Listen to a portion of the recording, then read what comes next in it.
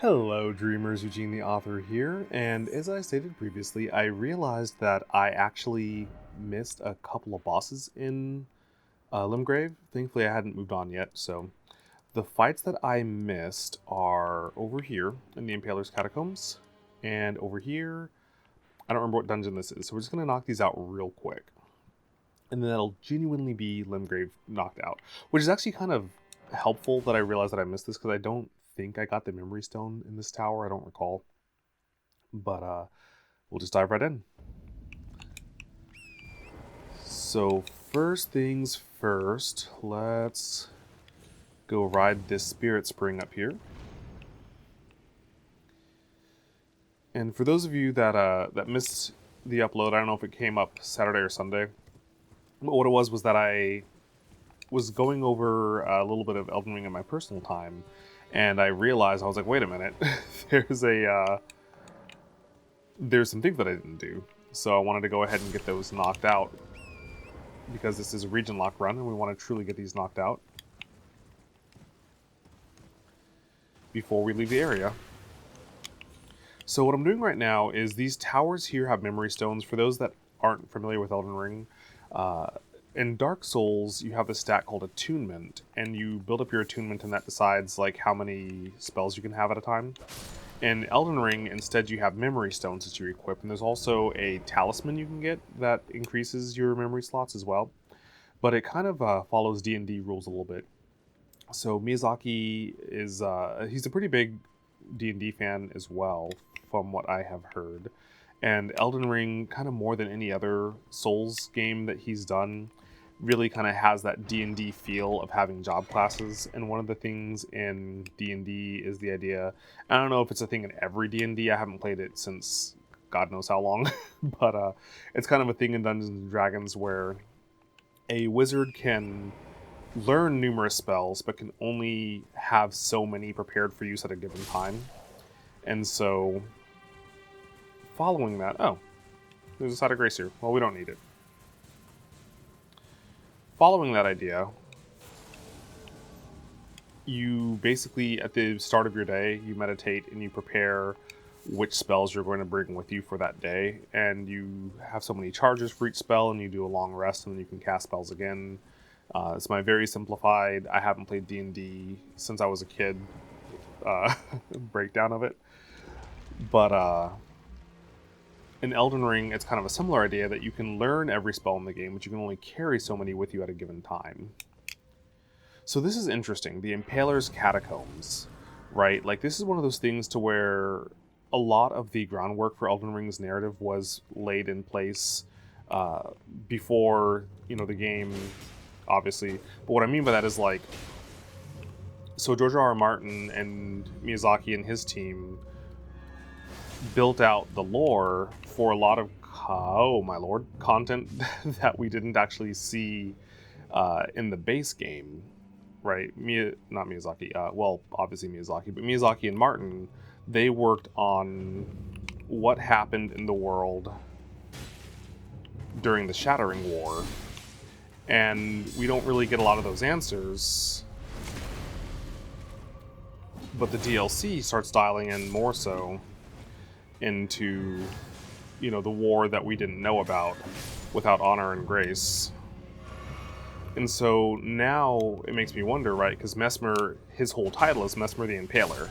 So this makes me wonder, why do we have an Impaler's Catacombs, right? Like, is it just a coincidence that it happens to be called the Impaler's Catacombs? I don't think so. Miyazaki doesn't typically do things just to do them. And so I have to think that there is a reason why there's a catacomb that shares Messmer's nickname.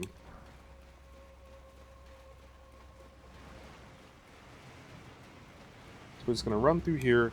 So these grave gloveworts, similar to how weapons have smithing stones and somber stones, depending on how powerful they are, spirit ashes, it's the same, where grave gloveworts are for kind of your more common spirit ashes, while the ghost grave gloveworts are for the kind of somber equivalent of a spirit ash, which are your summons.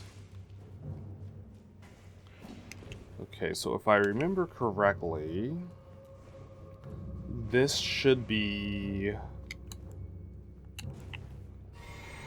the doggy that looks like a kitty that has the imps. Yep, okay, so the imps are incredibly annoying to deal with, so I'm going to summon my little posse to help me out as well. So now we both have ads for this fight.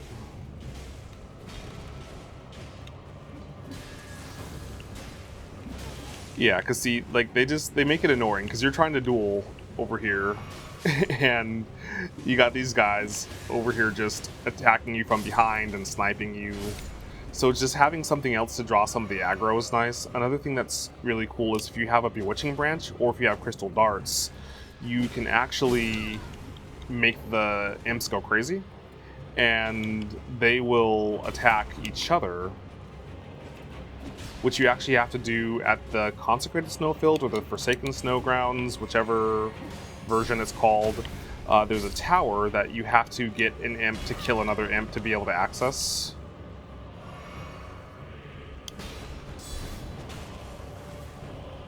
And so if you have the Fanged Imp Ashes, that counts.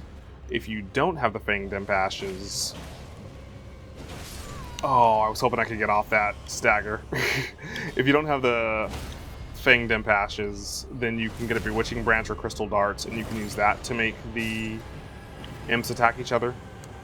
And that satisfies the requirement to be able to get into that tower, which is where you can get... is the Graven Mask Talisman, I believe, is there? Okay, so now we got to go over here and knock out this last... Is the approach from up here, or is the approach from below? Let me think. I think the approach... The approach might be... No, I think the approach is from up here. I'm pretty sure the approach is from up here. And then there's a little bit of housekeeping that we're going to do real quick. Which, let me finish my other thoughts. So the Graven Mask Talisman is useful for intelligence builds. It makes sorceries more potent.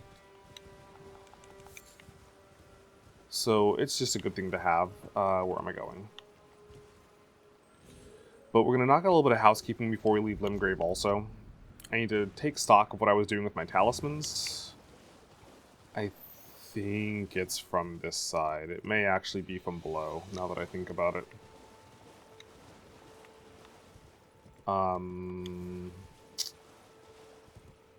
Where is this dungeon? I'm going to finish that anecdote after I find the dungeon, in the advent that it takes me like a long time to find this place. Like I said before, it's been a while since I've done an all game. Maybe it is down there. Well, let's find out. Let's just find out. Yeah, okay. I think it's over here. Okay, so to finish the other anecdote that I started, a little bit of housekeeping. We are going to go pick up the recipe to be able to make sleep pots. As I said, I want to say like in the first video, sleep pots are really, really useful for me in particular because I am not great at fighting the Godskins. The Apostle, I'm better at fighting than the Noble. Let's just do that.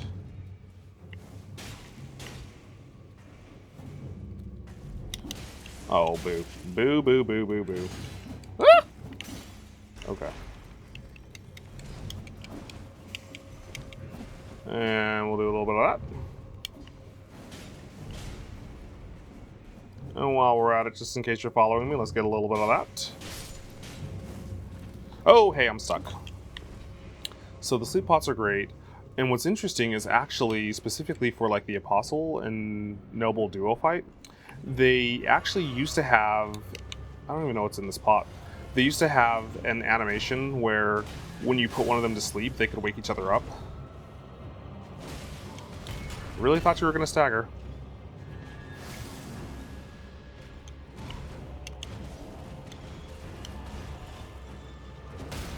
Like that.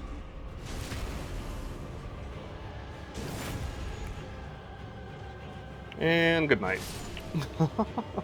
Alright, now we're done with all the Limgrave bosses. Now we have successfully taken out all the bosses in Limgrave. Okay, let's just do this. You can only have 5 markers at a time, so instead of me trying to track down where I had the last marker, I'll just do that real quick and knock out the markers. Okay, so I got the turtle talisman. I'm pretty good there. So let's go get... I don't think I got the sleep pot recipe yet. So we're going to knock out a little bit of housekeeping real quick. Let's go get the sleep pot recipe and some more Trina lilies while we're at it. But yeah, it used to be when you put one of the apostles to sleep, they actually had this animation where... where am I? Where? Okay. I was like, what is happening? They had an animation where they would go over and kind of like snap their fingers at the other one to wake them up. But they removed that from being in the full game. Presumably because the Apostle Noble duo is an incredibly annoying fight. Okay, I already got these lilies. Do I already have the recipe then?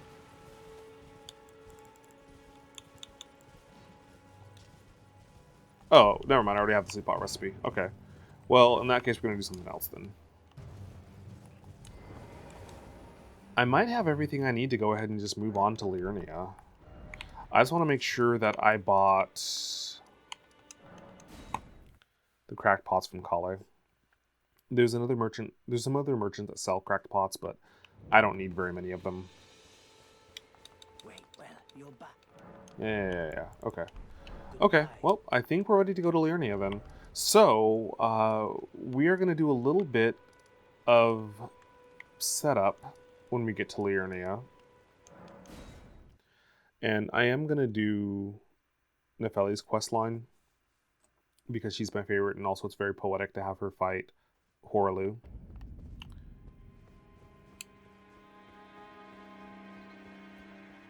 But I always save Nefeli's questline for right before I burn the Erd Tree.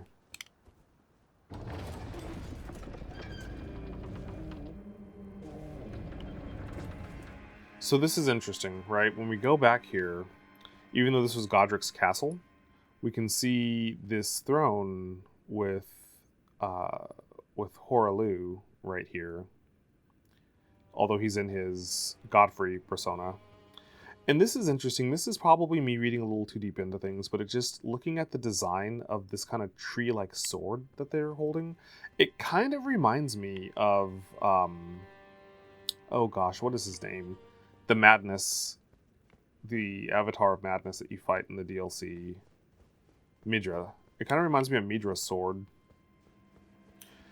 And it's interesting to me, too, that Godfrey's castle is built kind of at the waypoint between Limgrave and Liurnia, right? Like, it's almost like Godfrey was positioned there to be, like, the stopgap to keep Liurnia's forces from coming through. So now we see a very familiar looking face who, if we were to go back to Weeping Peninsula, Irina would be dead and gone. So how is she here, and why is she calling herself Hayata? So there's a lot of, as I'm talking over all of her lines. Any Shibriri grapes in your possession to me? My eyesight has been weak since birth, you see. I can't tell which way I'm supposed to go next.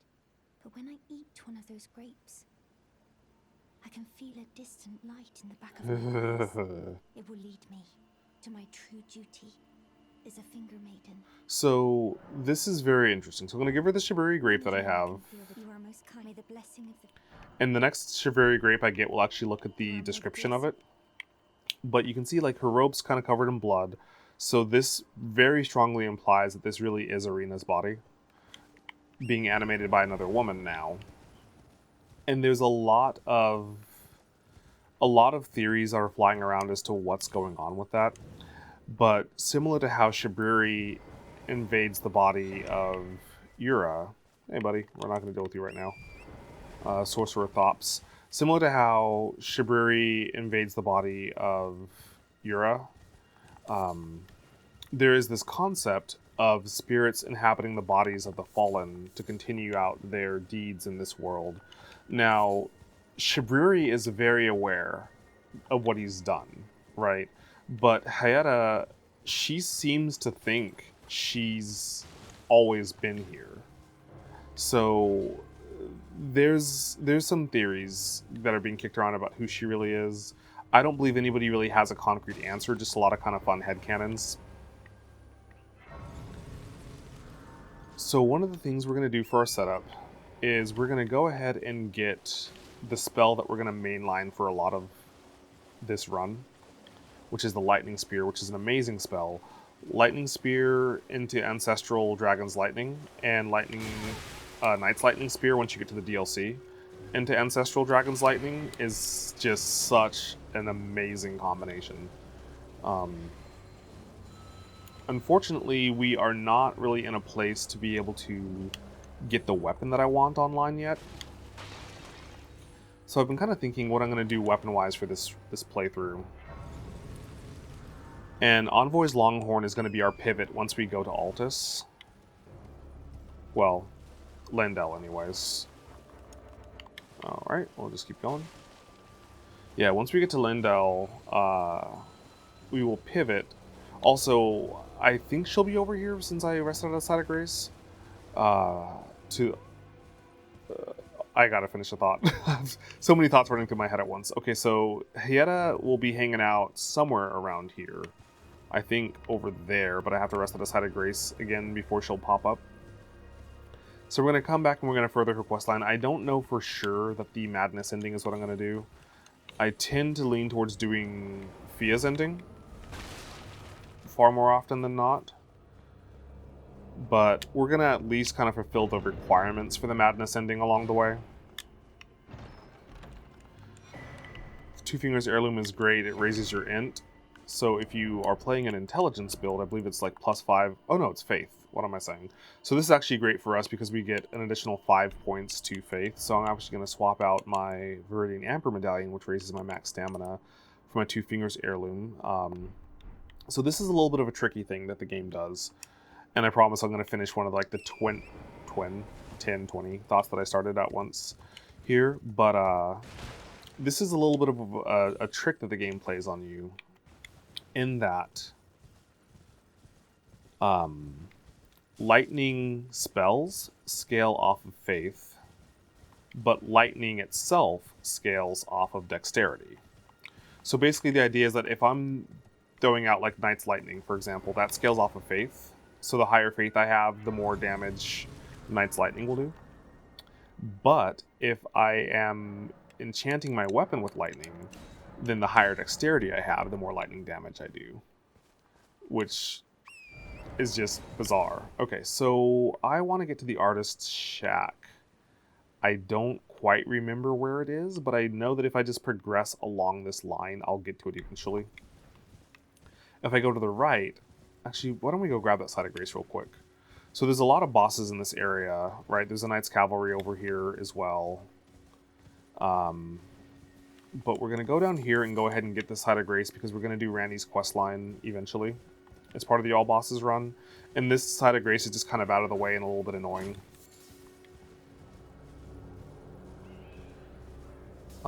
Assuming I'm even going the right way.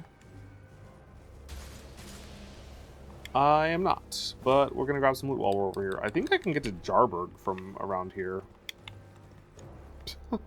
I am all turned around. Okay, hold up. Get out of these guys' aggro zone. And figure out where the crap I'm going. Jarburg is a fun little quest line. It's a sad, depressing quest line because Miyazaki, but it's a fun little quest line. But it's also gear that I don't need. Okay, yeah, I meant to go down over here. Okay, so we're just gonna go up this way and get to the Artist's Shack so that I can get Knight's Lightning, or I'm sorry, get Lightning Spear.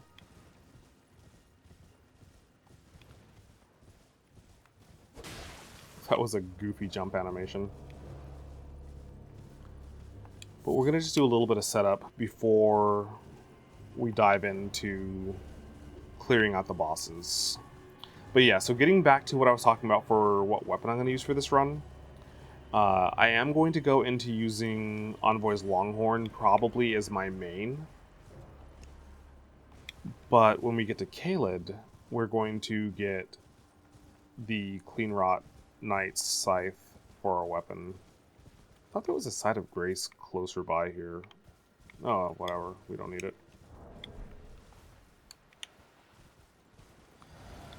So we've got another of these Tibia Mariners to deal with. This one will usually teleport up there, or he'll teleport over to the woods. So we're going to just go over here and deal with Tibia real quick. Scratch a boss off of our list, because he's on the way to where we're trying to get to. And like all other entities that live in death, Tibia is weak to Holy.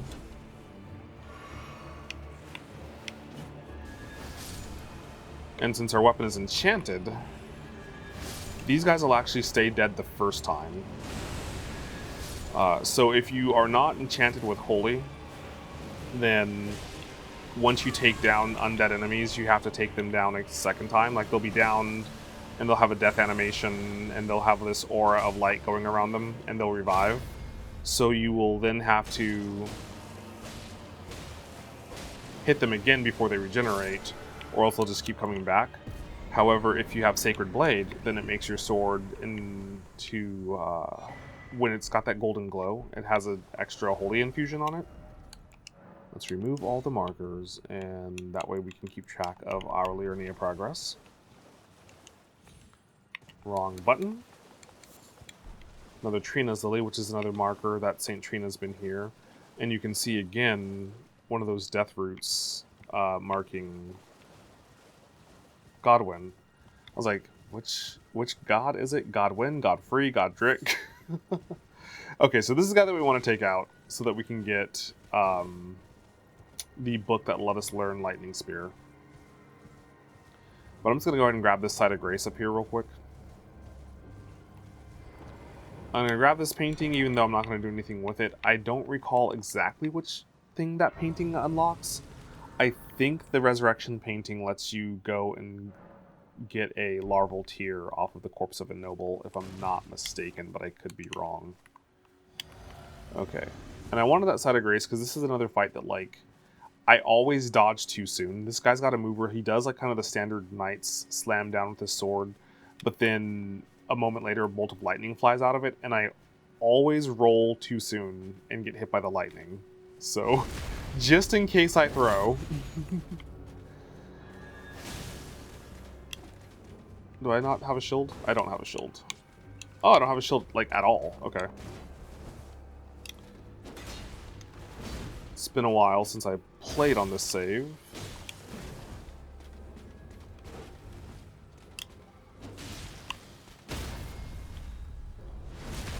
And good night.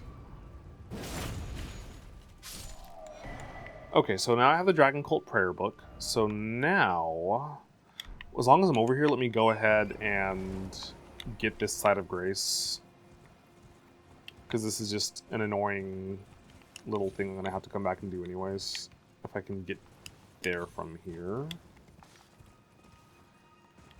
Yeah, so for anybody wondering, as a general rule, I don't practice a game before I play it for the channel. The reason being is, like, I feel like it's not as fun if I just come in and I just, like, curb stomp the game.